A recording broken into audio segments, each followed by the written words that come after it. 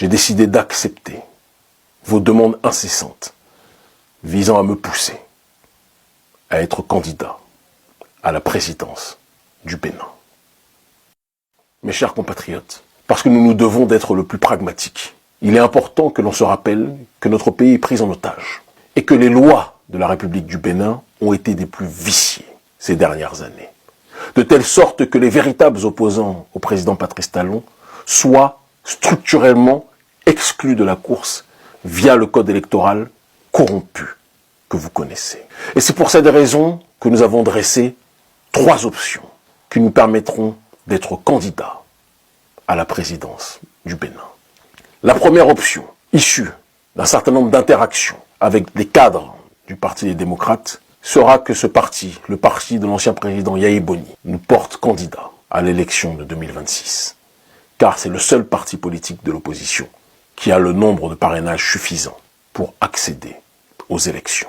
Bon nombre d'entre vous, lorsque nous avons évoqué dans de multiples réunions avec vous autres, membres de la jeunesse béninoise, nous ont dit que le président Yahi Boni ne pourra pas accepter. Parce que le président Yahi Boni, à vos yeux, aux yeux de nombre d'entre vous, fait partie de cette ancienne France-Afrique qui peine à vouloir mourir. Je vous ai répondu, et je l'ai dit aussi, dans le cadre de réunions avec des membres du bureau du Parti des démocrates, que je ne voulais pas être incarcéré dans le passé, et que je pense profondément que tout le monde peut changer. Le Parti des démocrates a une occasion historique, s'ils comprennent la nécessité de parier sur le bon poulain, de gagner les élections au premier tour. Un coup KO, coup de marteau. Est-ce que le président Yahi Boni acceptera cette main tendue? Ça sera la dernière que nous lançons. Je l'ai dit à bon nombre des membres du bureau central, au sein duquel j'ai de nombreux amis. Si tel est leur choix, nous avancerons ensemble et nous libérerons le pays. La deuxième option aura pour seule et unique fonction de constituer une véritable coalition, bien plus large que celle qui existe actuellement, visant à exiger une réforme du code électoral pour que tout le monde puisse candidater à l'élection présidentielle au Bénin.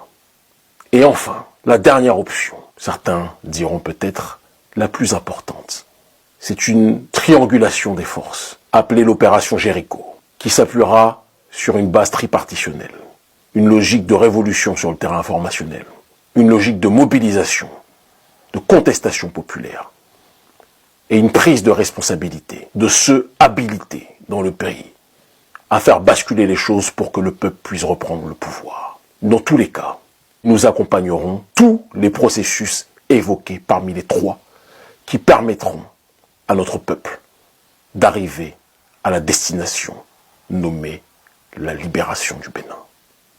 Ce que nous avons propagé partout, nous allons l'installer ici, pour une résurrection du pays des Agonché, pour une résurrection du pays de l'ancien Dahomey, pour une résurrection d'un peuple qu'on a trop longtemps voulu écraser, mais que nul ne peut exterminer, pour que le travail commencé par Béhanzin puisse être finalisé.